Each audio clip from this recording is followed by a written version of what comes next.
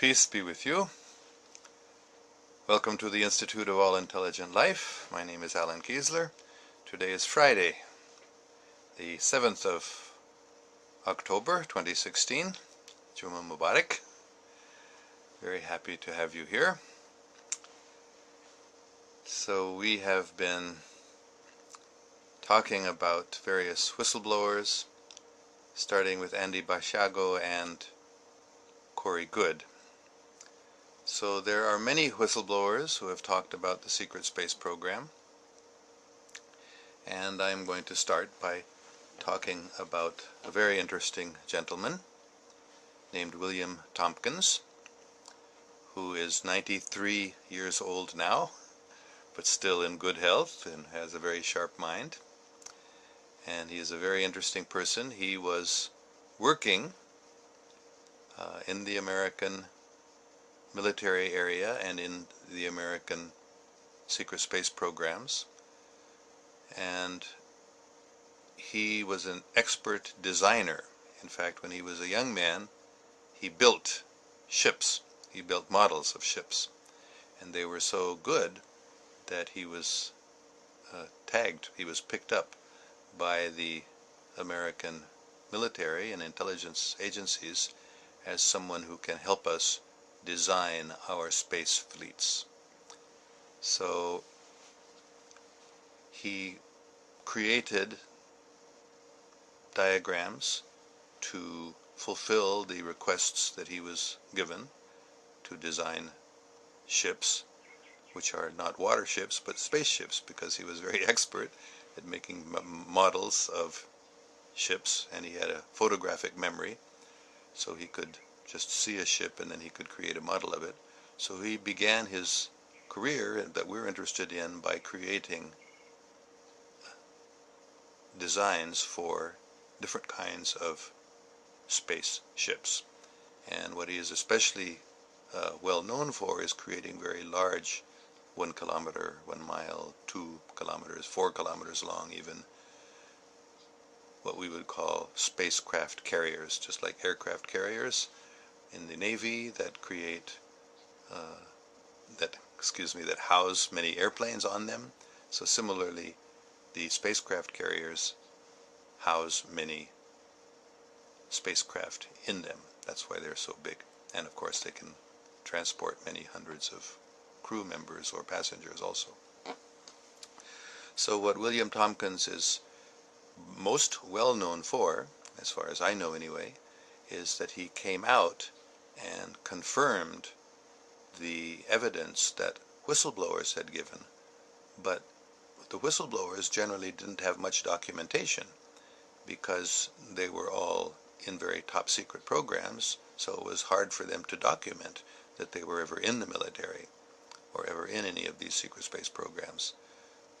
William Tompkins, on the other hand, had a lot of documentation, has a lot of documentation to prove that he was in these programs that were at least authorized by the Navy, and he had top clearances and was able to take his designs and give them to different aerospace companies, and he has documentation of that with the signatures of naval officers who were then verified. So he's a very, very important personality, so please, you can do research on him yourself for more details. William, W-I-L-L-I-A-M, Tompkins, T-O-M-P-K-I-N-S. So please do your own research on him. And I think the most shocking truth that he confirmed, which I haven't spoken of very much, I mentioned the 20 and Back program when I talked about Corey Goode, because Corey Goode described how he was given this offer to join a secret space program for a 20-year tour of duty, and he was told that during those 20 years he would have no contact at all with the Earth. He would be out in space and he would not be able to contact even his family or friends. And after 20 years, however, and this is I mean, it's kind of mind-boggling. When I first heard this too, I found it hard to believe, which is why I didn't mention it when I was talking about Corey Goode in any more detail. But they told him, after 20 years, you will be age regressed, and you will be put back in time to the time when you were taken. So that means that this was a technique that they could put people into the space program and nobody would ever know about it. And the other thing was that they would be blank slated. That is, their memories of that 20-year period would be erased. So the most astonishing part of this, I mean, time travel is not that amazing, although it's pretty amazing that people can move backwards and forwards in time, but that somebody could be age regressed. That is, if they started, say, when they were 18 years old in this program, then they would be 38 when they completed the program. But then, and this was again a technology that was obtained from extraterrestrials who have very advanced understanding of these things, otherwise it would have taken a long, long time to develop such abilities. And in the beginning also there were a lot of difficulties, and still I think there's some problems can be associated with age regression, both mental problems as well as physical problems, but they've pretty much perfected it now, so that if somebody, say, is 38 years old when they've completed their 20-year program, then they will be returned 20 years earlier, and they will be age regressed, so their body appears to be again only 18 years old. So this is very astonishing. And nevertheless, Corey Goode describes this, and there are others also, like Randy Kramer and Michael Relf, who have talked about the very same thing, that they had lost all their memories or many of their memories, but then gradually sometimes they started coming in dreams or nightmares, and then they started remembering, and eventually they were able to recover memories of that period. And they've all told the same story. There are several others also, that after 20 years of service in the secret space programs, they are returned to their home, to their families, back to the time when they were taken and enrolled in this program, and they are age regressed, so they are put back to the same age. Their body looks the same age as it was when they had started the program. So this is, again, as I said, it's kind of mind-boggling to me how much there is advanced technology available, which of course has all been kept secret from us. And what are the implications of this? It's kind of, mind-boggling. What could this mean if people can actually reverse their age? Maybe there's immortality possible? I don't know, but it seems like it's very amazing. But, and this is important to remember, our planet is only 4 billion years old, and our civilization, as far as our Western historical accounts go, only a few thousand years back. But there are other planets and other star systems that are many billions of years older, 12, 13 billion years old, from early in the galaxy's history. So they are so far more advanced than we are in terms of technological development that they could have come up with these technologies such as time travel and age regression long ago and perfected them. And that's why we were able to attain them so quickly, why the secret space programs, who were in contact with extraterrestrial groups who were technologically far more advanced, were able to develop all these technologies so quickly.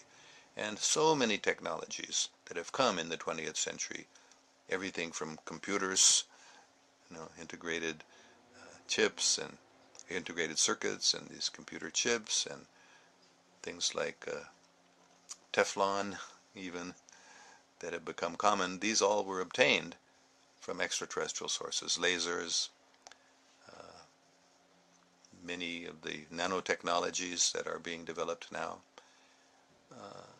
these are all very quickly obtained because they were from people who already had developed them over a long, long period of time.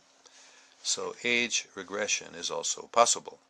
And William Tompkins also spoke about them So it's good to have confirmation from a gentleman like William Tompkins, who has a lot more documentation about his employment in space research companies and technologies as well as in the military.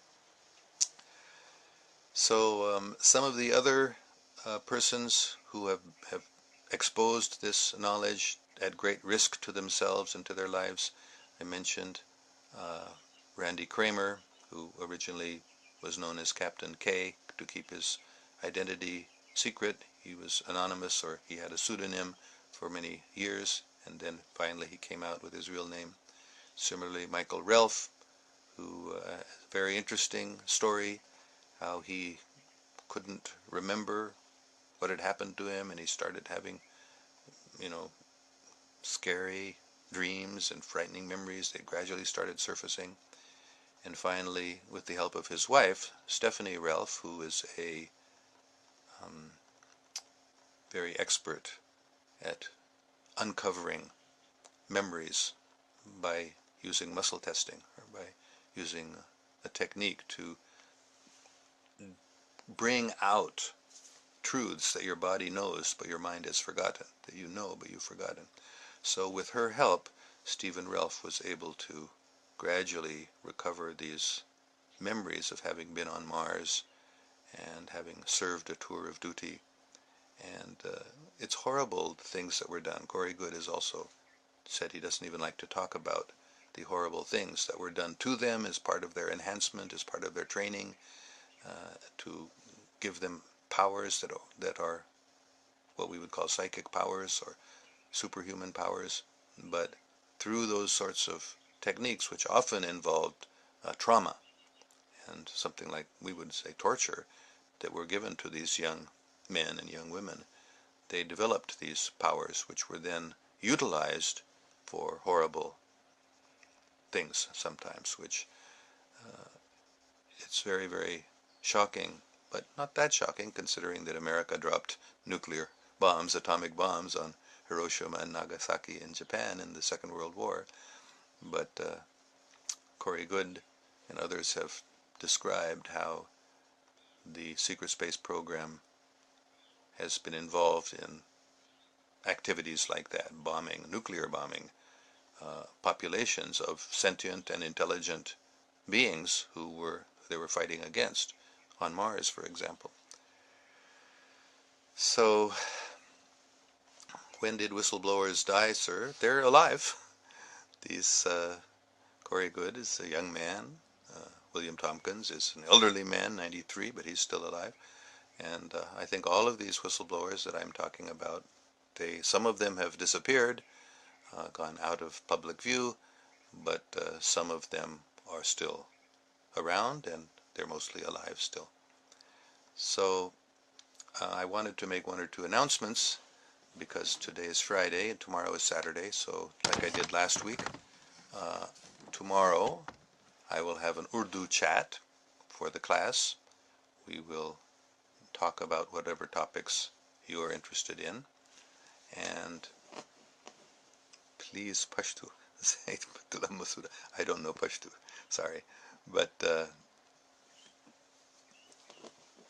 I do know Urdu, so we will have an Urdu chat tomorrow.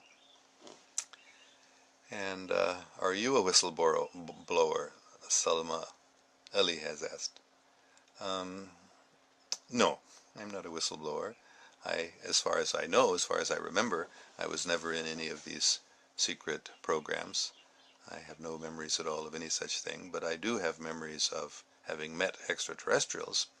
So the fact that I am talking about those meetings could be, in one sense, a whistleblower activity, but no, usually a whistleblower is somebody who is involved in some secret military or secret government program, and they have taken vows or security clearances are given dependent on a promise or a vow not to reveal what you learn. So I never was involved in any such program where I promised I'm not going to reveal what's here. I'm completely free to talk about whatever I want to of the experiences I've had, and I have talked about some of them. There are certainly others that I haven't talked about, but that's completely my choice as to what I will talk about or what I won't talk about.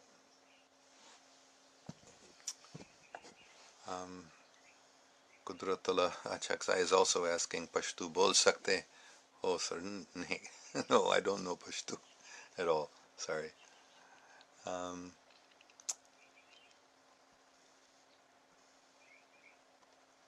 So I'm going to now take questions about whistleblowers generally, and I'm going to adopt this format for Friday and Saturday, where I do more of a chat rather than a class.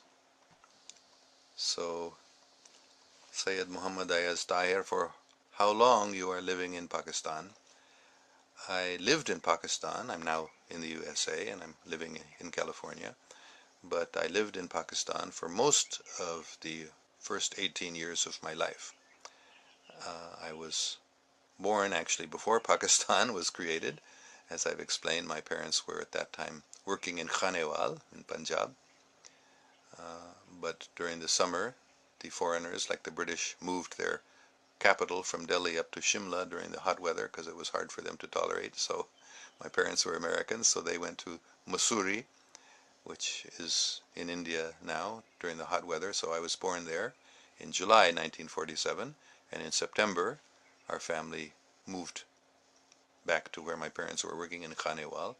And then I was a resident of Pakistan from 1947 till 1965.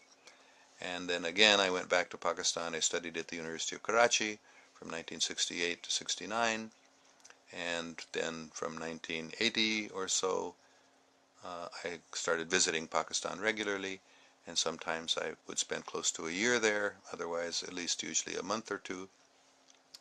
I taught at FC College for a while, especially 2005 to 2006 I was there that year. The previous year I had taught for a shorter time, but I was on the faculty there for several years. And I was also a student. I was in a program studying Urdu in the that was 1996, I believe. For much of 1996 I was in Pakistan studying. So I've really lived in Pakistan or was a resident of Pakistan as a child, so Pakistan is my home in that sense, and that's why I speak Urdu the way I do. Alright, so we have some more comments here. There are no solid proofs except some people's statements, Shah Zalmay has said. There are very good proofs, and that is what William Tompkins has brought forward. It's true that the whistleblowers generally did not have any solid proofs, because, as I mentioned, they're not allowed to. Their whole record gets concealed, and is even some whistleblowers, when they try to prove that they were working at a certain time, or even that they went to a certain university, if you look up the records that those offices have or those institutions have, there's no record of them having worked there or having gone to school there, because that's what they do to whistleblowers. They erase their records. So for most whistleblowers, especially in the secret space program, it's very, very hard for them to document or provide any solid proof. William Tompkins is different because he was able to provide the actual documents that he was given when he was working in naval intelligence or working in secret space programs, working in industry, in space industry. He was, for example, given passes to go and take certain documentation to certain aerospace companies for them to build the spacecraft that the Navy had designed, that William Tompkins himself had designed. So he has those documents. So that's pretty good proof that what he's saying is true, that he really was doing what he said he was doing, whereas most of the whistleblowers have no such documentation.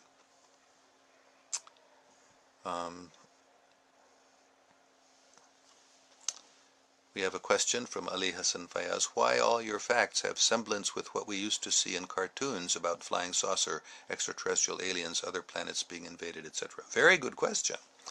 And the reason, the answer is very good too.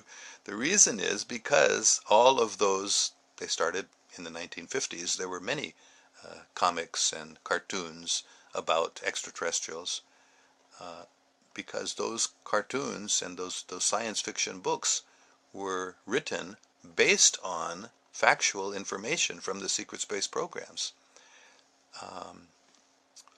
For example, I mentioned earlier that I met Arthur C. Clarke in 1985. I spent a lot of time in Sri Lanka where he was living, and I got the opportunity to have an appointment with him, and I went to his bungalow in Colombo, and we had a nice talk, very friendly talk, and he kind of indirectly, because I think he was very, very careful what he was revealing, because he was given this information about what's actually happening in the secret space program, but of course on the condition that he not tell anybody about it. But the things that you read in his novels are actually factual. Many of them, I mean, not 100%, but most of the basic ideas that we read in science fiction books or in movies like Star Wars, those are based on facts. They're based on scientific facts in the secret space programs. And Arthur C. Clarke actually indicated that he knew extraterrestrials, that they weren't just science fiction. So that's why all of these things that we're learning about now from these whistleblowers in the secret space programs were things that were already revealed in science fiction or in cartoons talking about aliens and extraterrestrials. So thank you very much. And that's a good question.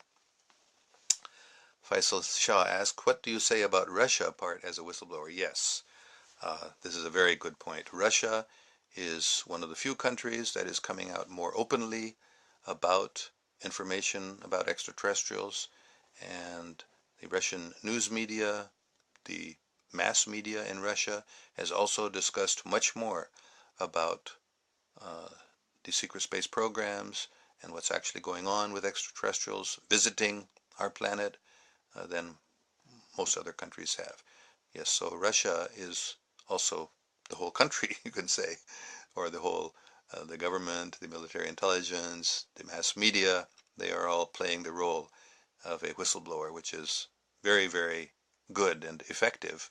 Of course, the Western mass media doesn't cover it, what the Russian mass media comes out with. But there are TV documentaries that Russia has produced that go into great detail talking about these secret space programs.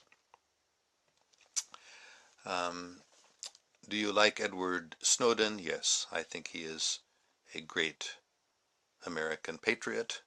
He has done the great service for the United States and for the world by revealing the secret programs that the NSA, the National Security Agency, has for years or for decades been secretly spying on everyone, including all United States citizens, as he has revealed, all phone calls, all emails certainly have been monitored by a massive computerized system.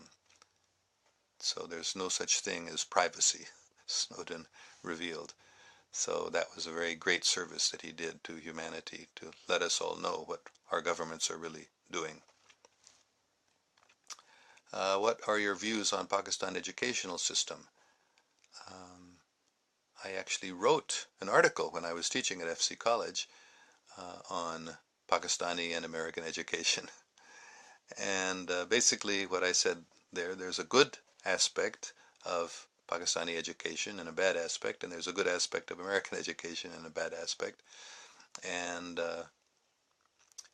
the thing that is very weak about the Pakistani educational system, which really, because it's based on the British educational system, which also has the same weakness, is that students are taught simply to prepare to pass a government exam. And all that students are interested in is learning those materials that might come up on the government exam, and so they can pass the exam. And therefore, it's very unfortunate, but I learned this when I was teaching in Pakistan, in the Pakistan educational system, that there are professors who are very popular because they are somehow or the other able to find out in advance what questions are going to be asked on the exams, and then they specifically teach those, so their students, of course, all do very well. So this is really horrible. That's not what education should be about. Education should be about training us to think for ourselves in any circumstance, any situation, whatever questions might come up. We should be trained to deal with them, so that if there are questions that nobody's ever thought of before, that's never been taught of before, students can grapple with those and figure those out. And the American system has that dimension in it, although American public school system is becoming more and more like the Pakistani system, where students are just being prepared for standardized tests, which is very sad. But that's a weakness of the Pakistani system. And the strength of the American system, to the extent that it happens, is that, like in universities, professors are free to teach what they want to a considerable degree. And even it may not be something that's in government standardized tests, but it's something a professor is interested in and he finds is important, he can teach it to his students, and he doesn't have to worry about whether his students will pass a government exam or not, because the way the students are evaluated is not by government exams, but is by the grades that the professors give. So that's one thing. And the positive aspect of the Pakistani educational system is, as opposed to the American one, I've experienced myself in the American teaching system, because I taught for many years in America also, that it's often difficult to deal with students because they think they know as much as the professor often, and more. And it makes it much more difficult to teach students who are not willing to just listen and learn, but want to challenge the professor. And, that's good in one sense, that students think for themselves, which is a positive aspect of American educational system. But then they take much longer to absorb the information that the professor is able to give them if they're not willing to just, hear it and accept it and then gradually understand it. So that's one thing I found about my Pakistani students, that they had been trained to just accept what the authorities or the teachers or the parents tell them. So there's something positive about that also. So let's see, what other comments do we have here? Was Edward Snowden a whistleblower? Yes, he was a whistleblower. He definitely, that's why he's in so much difficulty with the American government, because he was in secret programs which he was not allowed to reveal. He had taken, he was given security clearances on the condition that he keep these things secret, but then he eventually broke those vows of secrecy. And he, of course, had to flee from the United States, and he took refuge in Russia, and now he's living there, and he's not able to go back to the United States because he would be arrested, tried, for treason, for revealing government secrets that he was not supposed to do. So yes, he is definitely a whistleblower, and a very, very good and important whistleblower. What about Pakistani food? Oh, we're getting all sorts of questions here. I like Pakistani food. I cook myself usually, rice and dal. That's so. You are saying they are keeping it secret. What's the advantage to keep it secret? They are erasing data of the whistleblowers. I don't see any threat or anything if these things are revealed. Well, I agree that there really is no threat. In fact, all these things should be revealed. But as I've explained before, they, which means the cabal, the Illuminati, the extraterrestrials also that are their masters, they don't want these things revealed, because if they come out, they will lose their power. They maintain their power and control by deception, by secrecy. And for example, the oil companies are involved, very highly integrated in with the cabal. The oil companies would be out of business if this came out. So they want it to all be secret because the energy systems, the technologies that extraterrestrial craft used are based, on anti-gravity and free energy, and nobody would need any more petrol, any more gasoline anymore.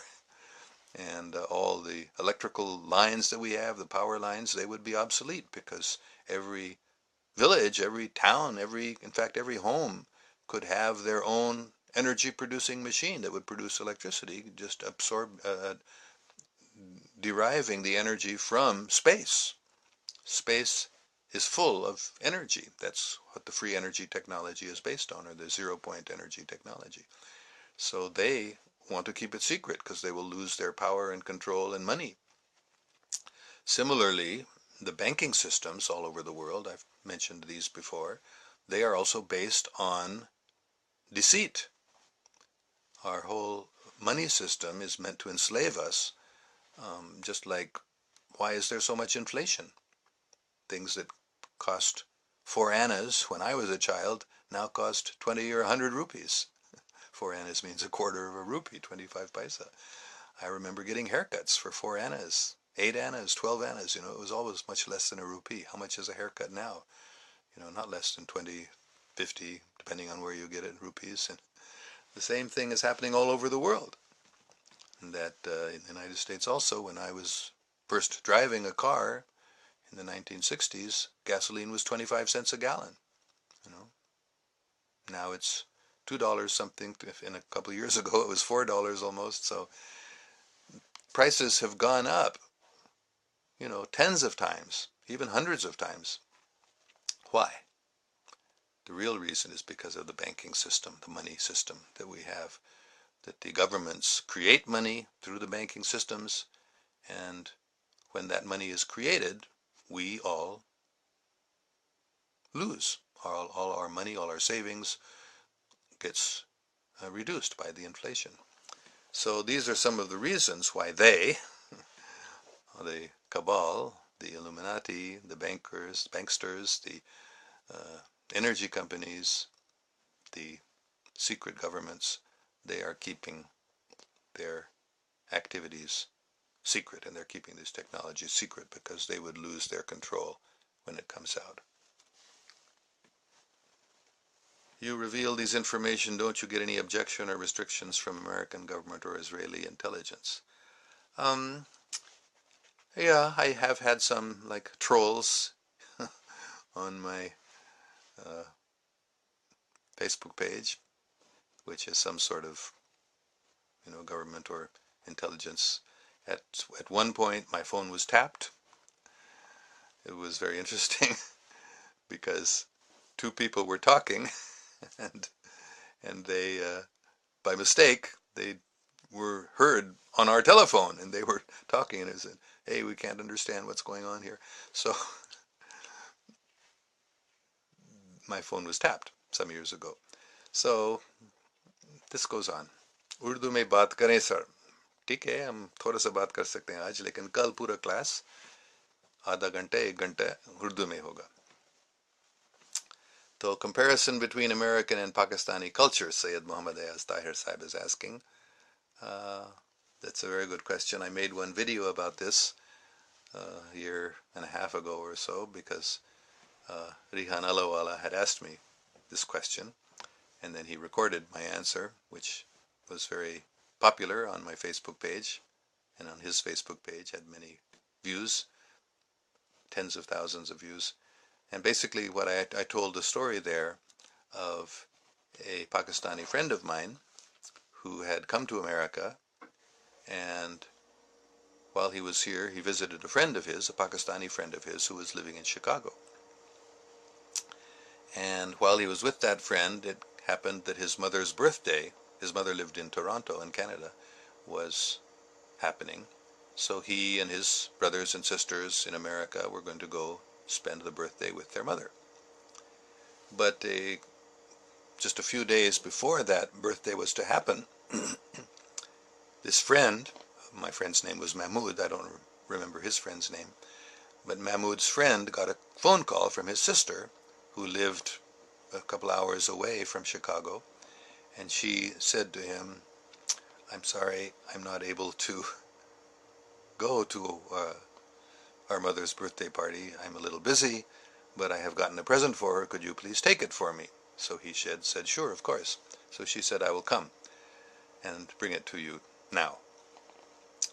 So it was December, I believe it was very cold. If you've ever been to Chicago in winter, I was there studying at the University of Chicago for a short time. It was too cold for me. I couldn't tolerate the winter. So it was very cold weather, and she came, and a couple of hours later there was a knock on the door, or the doorbell rang, and Mahmud's friend opened the door, and there was his sister, and she had the present for their mother in her hand and gave it to him, and he said, "Come in," and she said, "Sorry, I don't have time. I have to go now, but thank you for taking this present to our mother, and please wish her happy birthday." And she left. And Mahmud said, "I was shocked. I couldn't believe it. Here she had driven a couple hours. She was standing out in the cold snow and wind blowing, and her brother didn't insist. No, no, you must come in. Didn't take her by the hand and drag her into the house, which he said would have happened in Pakistan. No Pakistani would allow a friend, what to speak of his own sister, to drive for 2 hours, come to meet him, and then not even bring them into the house and sit them down and have some tea. It could not be avoided in Pakistan. It would be considered a great offense to the brother to not come into the house and sit down with him for a minute. But in America, even a Pakistani living in America could do it. So this is the difference, one comparison of Pakistani and American culture. Mehman Nawazi, I've said before, the hospitality of the Pakistani people is wonderful. And that's one very important comparison, difference between Pakistani and American culture. In America, people are so busy, they're so mad after making money, they don't even have time for their own families. So, good to see you love our country, whereas our own people despise it. Sad but true, they don't know the real beauty of Pakistan. Yes, there has been so much propaganda made against Pakistan that even Pakistanis themselves have become deceived by that false propaganda against Pakistan. Of course, it's true, there are many problems in Pakistan. There's a lot of corruption, incredible corruption, a lot of corruption in Pakistan, but there's corruption all over the world. And people are suffering in Pakistan, so there are valid reasons why people in Pakistan don't like their country. Just like there are good reasons to not like America, for sure, and good reasons to not like any country in the world. But the fact of the matter is, and I've stressed this again and again, that Pakistanis should realize that their country, Pakistan, is a special place. It's a very, very important country. And it's not a poor country. Pakistan is not a poor country. It's a very wealthy country. Pakistan is not a center of terrorism. There's not that much terrorism in Pakistan, and virtually all the terrorism is created by non-Pakistanis. It's created by agencies of other countries. And Pakistanis are roped into those terrorist acts on some occasions, but it's not Pakistani terrorism. It's not homegrown terrorism. It's terrorism which has been created by CIA, Mossad, RAW, and the Pakistanis who are involved in those terrorist acts are anti-Pakistani. They're enemies of Pakistan.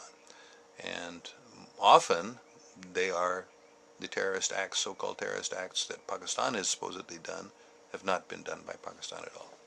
And as I've mentioned before, I've been in Pakistan practically every year for the last, how long has it been now, 35 years? I've spent a month or two or the whole year there. I myself never saw any terrorist acts. Did you? Not very many. There's not that much terrorism going on in Pakistan. There is some, of course.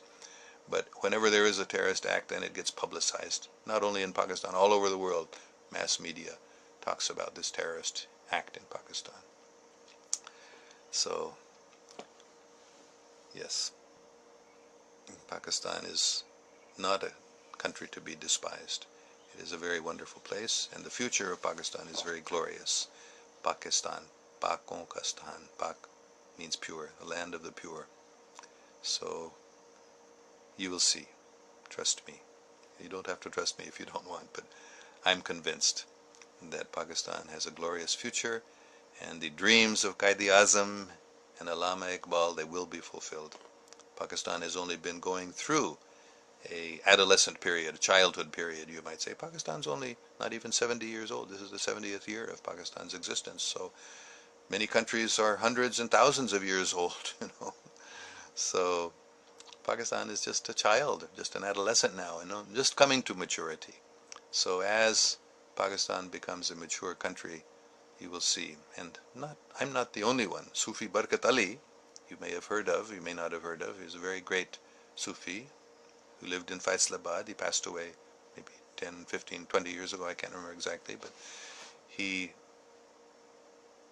foretold a bright, brilliant, glorious future for Pakistan, to the extent that he said, the time will come when the United Nations, when all the nations of the world will take guidance from Pakistan, will make decisions based on information or guidance they've received from Pakistan. So this is my vision also of the future of Pakistan. So Pakistani people should not despise their country. They should be proud of it and be certain that Pakistan is a great country with a great future and great contributions to the whole world. All right. So we have something about the big bankers who own the world, the Rothschilds and the Rockefellers. Yes, they control this money system where they can create money out of nothing. And it's a horrible system, but they're doing it, and they're fooling us, tricking us, keeping it secret. So, but yes, they are the leading families, and there are others also. It's all energy is coming from space. Yeah, there is energy, and Tesla, Nikola Tesla, was one of the first ones to show how you can derive energy from space.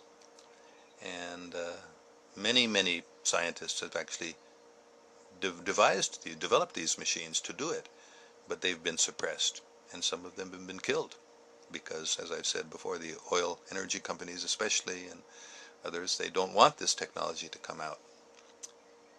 So it's a big monetary system, and they planning one government for the preparation of the Antichrist, also known as Dajjal.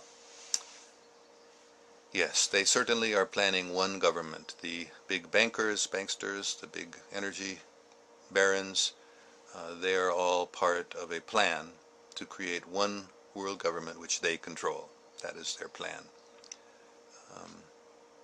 And they've gotten near to their achieving their goal with their, as we mentioned, Edward Snowden revealed what they've been doing, surveillance over everybody. You know, anyone they want, they can eavesdrop on. They can listen to their conversations through their cell phones, through their computers, through their phone calls. So they're trying to create one world which they control completely. Actually, their plans have been disrupted. They thought they would be able to do it. They had a goal of the year 2000, by which time that government was supposed to be in place. But it didn't happen, and it's not going to happen. I'm happy to tell you that confidently. That plan that they had to create one world government that they controlled, it's not going to happen. As I mentioned recently, Corey Goode has brought out the information about the Sphere Being Alliance, which is a coalition of 5 very highly elevated extraterrestrials, elevated in terms of technology, yes. In fact, their technology is beyond our conception. They don't have machines like what we have. Their technology operates directly through the consciousness. So they can travel without machines, and they can talk long distances without machines, telepathy. So they have now come into our solar system in a big way, and they are preventing the evil extraterrestrials who are allied with this cabal, this so-called Illuminati, and they are preventing them from taking over the world and creating their one world government. So it's not going to happen, don't worry. And Pakistan is going to play a leading role in establishing the alternative to that Antichrist or Dajjal government, which will be a real government based on pure Islam, which is What does pure Islam mean? Salamti. It means peace. It means love. It means justice. It means truth, openness. So that is coming, inshallah.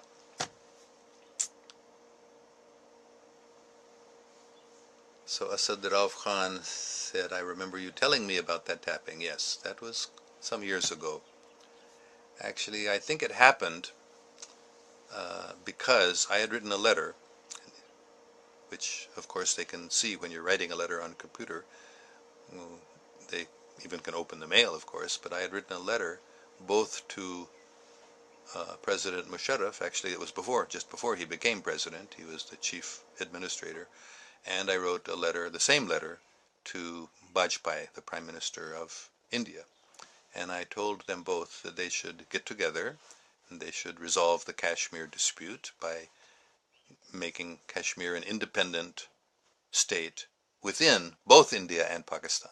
That is, it should be a part of both India and Pakistan and India would oversee together, by cooperation, the external affairs of Kashmir, and the internal affairs should be run by Kashmiris themselves. And Kashmiris should be allowed to vote in the parliamentary elections of both India and Pakistan. So this was the solution that I had given. And when I did that, it wasn't too long after that that I found out my phone was tapped. So maybe somebody didn't like what I was doing. And of course we know, in fact, Vajpayee and Musharraf made a lot of progress in the succeeding years in Indo-Pak friendship and cooperation and solving the Kashmir issue. In fact, they were on the verge of resolving the Kashmir dispute on this very basis of giving Kashmir autonomy and Pakistan and India retaining some sort of oversight of the external affairs of Kashmir. So some people didn't like that, and that was interfered with. That you can do research about it. It is available. That information is available about how Musharraf and Vajpayee had come very close to resolving the Kashmir dispute, but then some other people interfered with it. So, Muhammad Talat, I have a lot of respect for you to show our own people what Pakistan is really about, and regardless how we in other countries are all modern with technology and whatnot, we still miss the little things. See more in life which Pakistan has, yes. Pakistan is a wonderful place, and it's home for me too, just like for Pakistanis. And there's a saying, Punjabi saying, Jo sukh chagan de chobare, na Balakh na Bukhare. So Balakh and Bukhara were the New York and London of that time, when Chagan was a great saint, lived in Lahore, and his chobara, his little hut, you might say, his place where he did his meditation, is still there in Lahore. It's in the Mayo Hospital compound. So that little chobara, that little place where Chagan stayed, the sort of happiness and pleasant memories and that we have of our childhood, of our home, can never be equaled, even by New York and London or Balkh and Bukhari.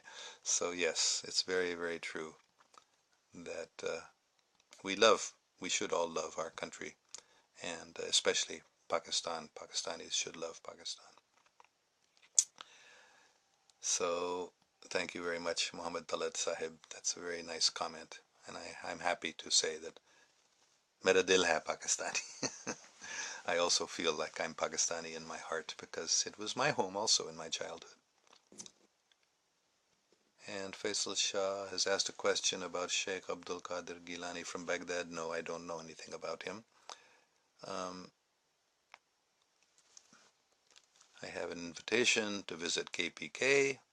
Inshallah, I will go. I was in Peshawar about a year and a half ago. Had a wonderful brief visit there, and it was wonderful to see the mountains of Afghanistan or the Hindu Kush and realize that this is a very, very important place. KPK is a very important place in history of Pakistan and history of South Asia.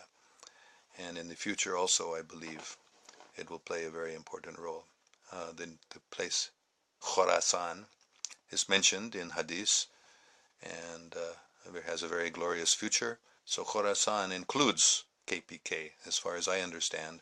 Khorasan goes all the way from eastern Iran, includes Afghanistan, and comes down into KPK. So that region has been predicted to have a great future in terms of, as I understand it at least, the establishment of world peace, of pure Islam. So we will see. I hope I can certainly come back there again. How old is America as a state? Only a couple hundred years old. A little over 200. Let's see, 76 usually. So that means 25, 30, 40, about 240 years old. In fact, yes, this year America is 240. So, do you know Professor Ahmed Rafiq Ahmed, the Sufi scholar from Gujarat? No, I don't. I'm sorry. Another request to talk in Urdu. ठीक है, मैं थोड़ा सा अभी भी बात करूँगा उर्दू में फिर, अगर आप चाहते हैं. लेकिन कल जैसे मैंने बताया पूरा क्लास उर्दू में होगा. You can speak good Urdu. हाँ, क्योंकि मैं बचपन में पाकिस्तान में रहता था. मैं जब से आप पाकिस्तानी लोगों ने उर्दू सीख लिया, मैंने ऐसे ही सीख लिया बचपन में बात करने से. Rashid, English has more broader public. Yes, that is why I'm giving these classes in English, even though a large proportion of my students and listeners and Facebook friends are Pakistani. But these classes about the secret space programs and about the structure, because I am going to be talking more about the structure and history of the cosmos, these classes are in English because it's broader public, and most educated Pakistanis also know English. So Muhammad Talib says, one day I too will come back and live in Pakistan. Yes, thank you very much. I hope many Pakistanis who are living around the world will realize there's a great future in Pakistan, economically as well as in terms of what we can contribute to the world. I also want to live in Pakistan, actually. That's always been my plan, to retire in Pakistan. And probably I would be there right now if my family, if it were not for my family's hesitation. Do you know Imran Khan? Not personally, of course I know about him. So let's see, what time is it? Oh, we've gone on a long time. So I'm very, very happy to occasionally, I think I'll do this every Friday, and then on Saturday I will have the Urdu class. So we'll see you tomorrow, इंशाल्लाह. कल उर्दू में class होगा और हम बस chat करेंगे जैसे आज हमने काफ़ी किया. हम ऐसे ही कल करेंगे इंशाल्लाह. आप सब फिर कल हम मिलेंगे 6:30 बजे शाम को पाकिस्तान में, 6:30 बजे सुबह यहाँ कैलिफोर्निया में. And thank you all very much for attending. May God protect us all.